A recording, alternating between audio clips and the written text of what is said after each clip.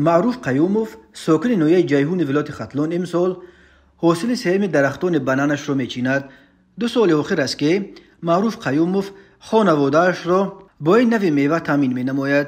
معروف قیوموف 20 عدد نیولهای بنان را از ازبکستان برای تجربه آورده و تلاش‌هایش نتیجه ندادند.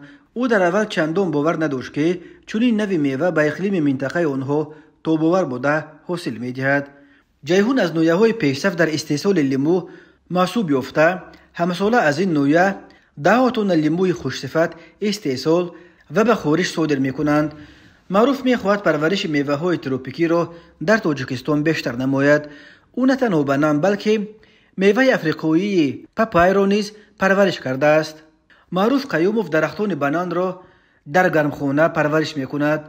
در سدی‌های زمستان حرارت گرمخانه روزانه 28 درجه و شبانه 18 درجه باید باشد. درخت بنان در یک سال از 3 تا 4 مرتبه حاصل می‌دهد. هر یک درخت تا 200 دانه بنان به بار می‌آورد. می‌خواهم اناناس را هم پرورش کنم و محصولات وطنی را زیاد کرده بازارهای جمهوری را با این نوع محصولات تامین نمایم، میگوید او. معروف قیوموف قبلا به پرورش نیولهای پمیدور و قلنفر مشغول بود.